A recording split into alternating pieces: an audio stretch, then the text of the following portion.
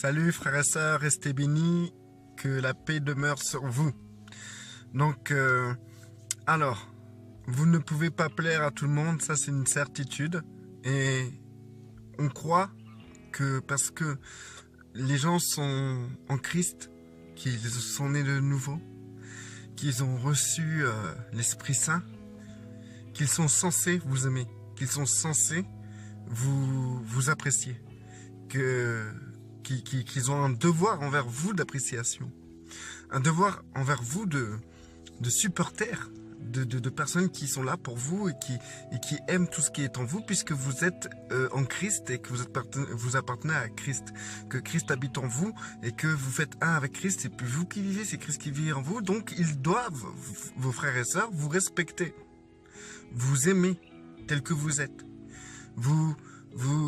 comment dire, être reconnaissant de vos qualités et surtout vous apprécier. Eh ben c'est faux. Ben non, ça se passe pas comme ça. Malheureusement, donc je vous apprends rien parce que vous avez quand même vécu beaucoup de temps en Christ et vous avez pu constater que justement dans le corps du Christ il y a beaucoup de divisions, il y a des gens qui peuvent pas vous saquer, il y a des gens qui peuvent pas vous sentir être dans la même pièce que vous, il y a des gens qui vous jugent, qui vous rabaissent, qui parlent sur vous lorsqu'ils vont dans des repas, vous êtes le sujet de leur conversation, etc. Donc ça vous le savez très bien, donc je vous apprends rien, c'est pas nouveau.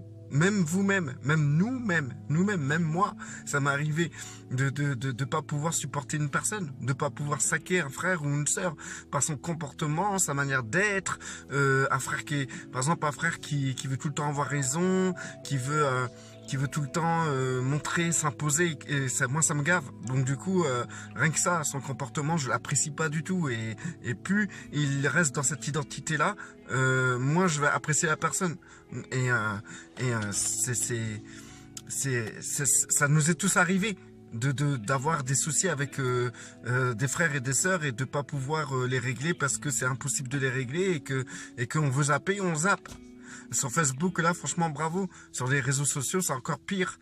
Il suffit que quelqu'un publie quelque chose, donne son idée, son aperçu d'un verset de la Bible, sa compréhension, pour que tu as des tas de chrétiens qui viennent, qui le cassent hein, dans tous les sens du terme, et qui finissent par enlever le petit bonhomme, là, ami, là, tac, et puis suivre cette personne. Ça va très vite. Donc frères et sœurs, si vous croyez que les gens, parce qu'ils sont chrétiens, ils sont en Christ, ils ont le devoir de vous apprécier, vous vous trompez latéralement. Vous ne pouvez pas plaire à tout chrétien. Vous ne pouvez pas plaire à tous vos frères et sœurs. Donc on donne souvent l'excuse. Oui, mais cette personne, c'est un loup, ou bien cette personne n'est pas née de nouveau. C'est une excuse bidon, quoi. Franchement, bravo quoi. C'est pour se rassurer quoi. Qui dit que c'est pas vous qui êtes né que vous êtes pas né de nouveau? C'est vrai. Qui vous êtes? Comment on peut en arriver à dire que l'autre, ah lui il est pas né de nouveau parce que sinon ça serait quelqu'un que je pourrais apprécier mieux, ou bien que cette personne ça m'apprécie pas, c'est qu'elle est pas chrétienne, c'est pas possible, celle en Christ elle doit m'accepter tel que je suis. Mais est-ce que vous vous êtes posé la question que tel que vous êtes toxique? Vous pouvez être toxique, vous pouvez être les pires toxiques que les païens peuvent être, pire toxiques qu'eux, quoi. Quand vous arrivez quelque part et tout, et vous vous imposez en tant que lumière, est-ce que c'est pas un comportement toxique chez certaines personnes? Il faut se poser la question. Moi, je sais que je peux être très toxique envers beaucoup de gens. Je l'ai été d'ailleurs. J'ai été très toxique. Mon comportement, même dans le monde, a été très toxique. Et je me rends compte de comment j'ai pu être toxique envers certaines personnes. Et j'étais très sale, très mauvais, très toxique. Pourtant, j'étais enfant de Dieu. Donc, cette excuse de dire oui, mais c'est pas un chrétien, etc., c'est faux. C'est véritablement vos frères et sœurs qui peuvent pas vous puffrer, quoi. C'est vraiment vos sœurs et frères qui peuvent pas vous sentir. Alors, il y a deux raisons pour cela, ou des multiples raisons. Mais moi, je vais en sortir 2 qui peuvent vous intéresser plus que toutes les multiples raisons qu'on aurait pu vous sortir. La première raison, c'est soit vous êtes toxique pour cette personne, votre comportement charnel qui est dans votre chair, parce que vous, le plus souvent, on se croit très spirituel, mais on est très toxique.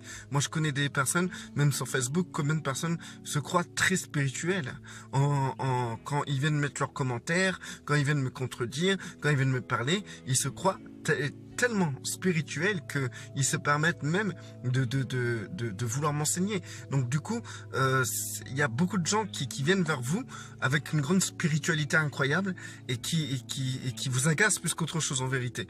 Et ça c'est la chair. Parce que dans le monde, quelqu'un qui a une grande intelligence va mettre en avant son intelligence. Bah, dans le monde chrétien, celui qui a une grande intelligence dans les Écritures, il va mettre en avant son intelligence dans l'Écriture. Et c'est charnel parce que c'est ni plus ni moins comme les gens du monde en fait qui mettent en avant leur intelligence. Il faut savoir et tout que quand vous venez vers les gens pour leur faire la morale aussi, comment dire, ils peuvent pas rester dans votre présence sans que vous êtes toujours en train de les reprendre. C'est toxique. Il y a des tas de choses qui sont toxiques. Vous allez dire oui, mais c'est dans la Bible, c'est écrit qu'on doit reprendre son frère. Eh ben voilà un comportement toxique. Je vous parle d'un truc et directement vous m'enchaînez un verset. Voilà. Eh ben moi je vous réponds avec simplicité, mais quand tu reprends ton frère pour quelque chose là où t'es pas d'accord, est-ce que c'est vraiment lui qui est en faute ou c'est toi qui est en faute? Parce que selon ta compréhension, l'autre peut être en faute, mais selon la compréhension d'une personne, toi tu peux être en faute. Il y a tellement de choses. Tu sors un verset, il y a tellement d'interprétations, tellement de compréhension que quand toi tu penses avoir la bonne interprétation, déjà tu deviens toxique face à celui que tu veux reprendre selon ton interprétation. Donc, alors la première raison, c'est peut-être ta faute si les gens t'apprécient pas, parce que tu es toxique. Ton comportement est agaçant. Ton comportement est trop explosif. Il est trop imposant. Quand tu vas fêter Noël dans ta famille, tu passes toute la soirée à dire que Jésus n'est pas né le 25 décembre. Qu'est-ce qu'ils en ont à foutre, ta famille, de tout ça? C'est toxique comme comportement. Quand tu vas dans ta famille, les chrétiens ou non chrétiens, eh ben, tu vas tout le temps relever des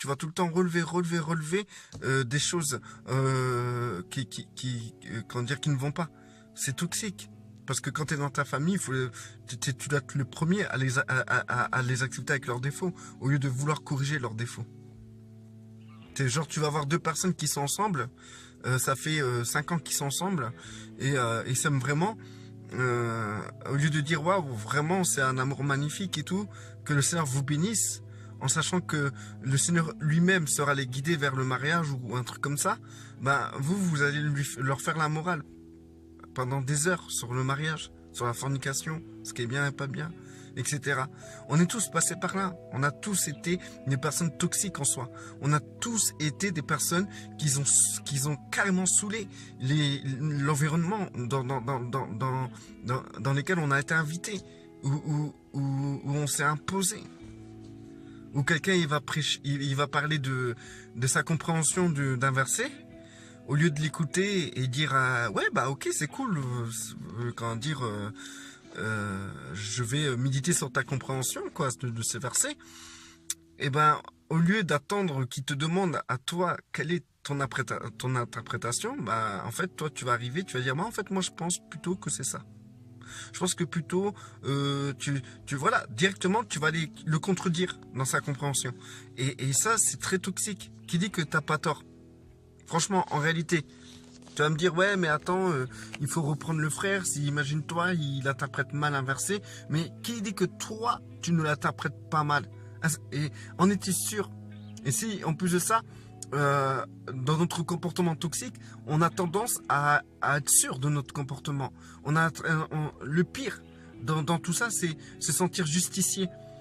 On est là, on arrive quelque part et on se sent dans le devoir et le pouvoir d'interagir dans la vie des gens, dans l'environnement des gens pour les sauver de leur incrédulité, de leur manque de compréhension biblique, de leur manque de savoir, du fait que nous, on a l'impression d'être plus en contact avec le Saint-Esprit que les autres, donc nous avons le droit de pouvoir enseigner, corriger, etc.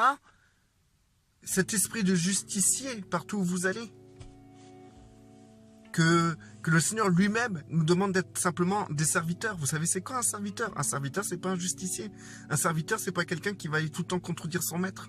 Un serviteur, c'est pas quelqu'un qui aura un comportement toxique, mais plutôt un comportement d'humilité. Et nous, dans notre comportement, que ce soit dans le monde ou entre nos frères et sœurs, eh ben, on agit trop mal. On est trop imposant. On n'est pas des serviteurs de nos frères. On les aide pas. On est plutôt là pour calquer notre vie sur leur vie, pour qu'on puisse leur amener ce que nous sommes à ces gens-là. Qu'en réalité, peut-être nous, on a des choses à apprendre des autres. Où le Seigneur nous a jamais demandé de changer les gens selon notre compréhension de l'univers, de la Bible, de notre environnement. Donc ça, c'est la première raison. Soit tu es super toxique, donc les personnes t'évitent, les personnes ne veulent pas trop contact. Donc toi, tu penses être seul, tu dis ouais, mais moi je préfère être seul, etc. Mais en résultat, c'est peut-être le problème, c'est toi quoi en fait. Et du coup, quand tu vois la réaction des gens face à ton comportement, bah, au lieu de te dire c'est peut-être toi, c'est peut-être ta manière d'être, bah, tu vas dire c'est l'autre.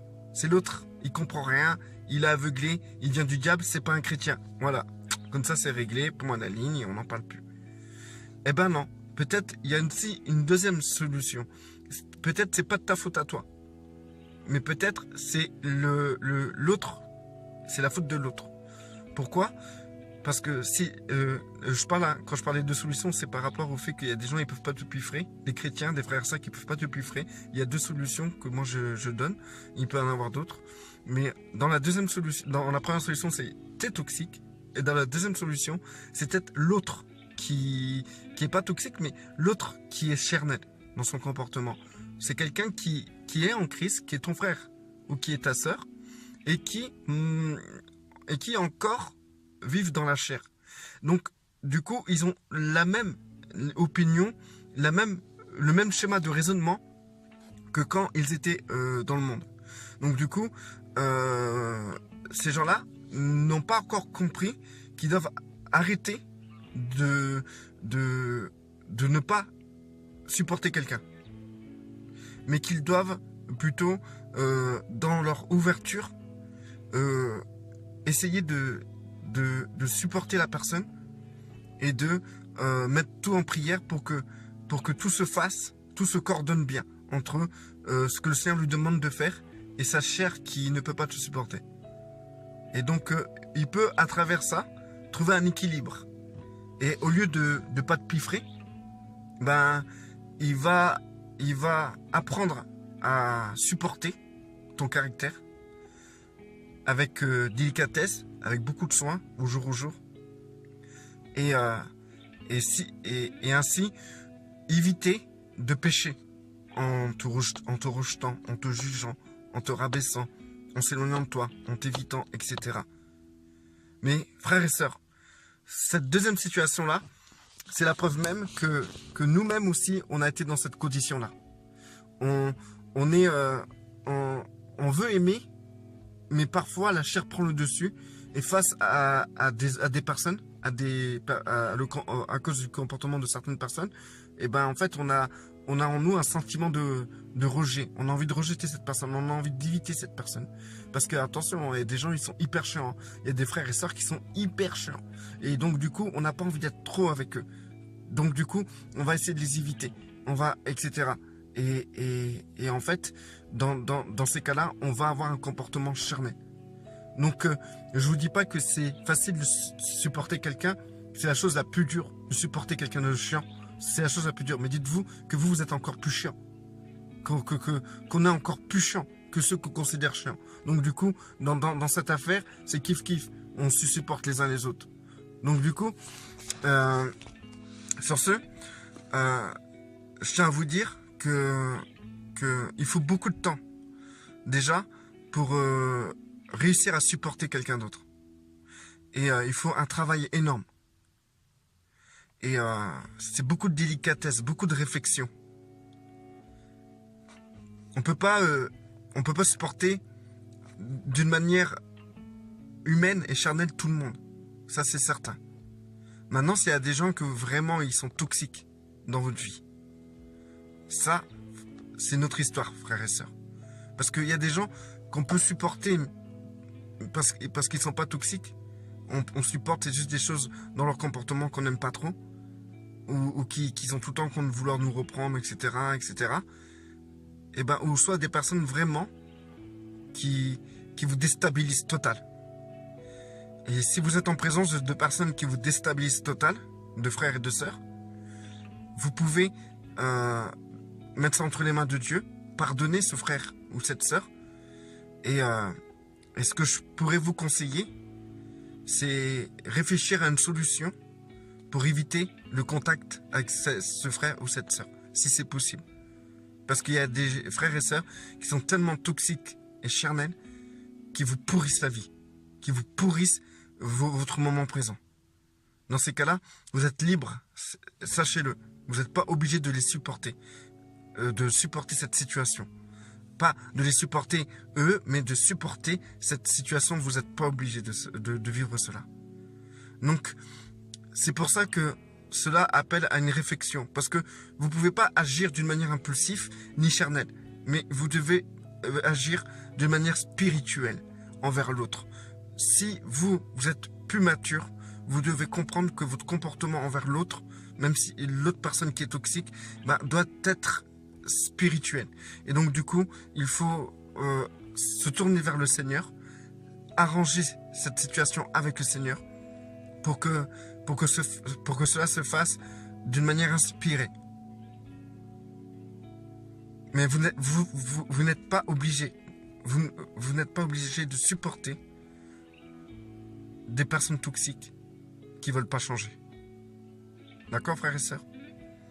Donc, le problème n'est pas que vous devez éviter ou supporter une personne toxique. Le problème sera pour vous et pour nous tous, comment on va se comporter face à ces personnes-là. De quelle manière nous allons nous agir face à cette personne-là. Donc, cette vidéo n'est pas par rapport à l'autre qui est toxique et vous, comment vous devez vous comporter. Cette vidéo est spécialement faite pour que vous vous posez des questions sur vous-même et sur votre comportement toxique envers l'autre. C'est plutôt pour ça cette vidéo. Cette vidéo ne traite pas entièrement du sujet de l'autre qui est toxique envers vous, mais plutôt de vous qui êtes toxique envers les autres. Et pourquoi certains frères et sœurs ne peuvent pas vous piffrer? Parce que vous êtes chiant. Parce que vous voulez faire justicier de la doctrine. Justicier de la compréhension biblique. Justicier du verset biblique. Ou parce que il y a des tas de raisons que vous soyez toxique envers les gens. Mais si vous dites, vous, que vous n'êtes pas toxique envers les gens, déjà vous vous trompez vous-même. Parce que vous l'avez été à un moment ou à un autre. Et il faut relever cette situation-là. Relever pour plus recommencer. Pour comprendre que là, vous avez été toxique. Et plus tard, ne plus recommencer. Parce que vous avez compris que ce comportement, cette manière d'agir est toxique. Frères et sœurs, restez bénis et demeurez dans la paix.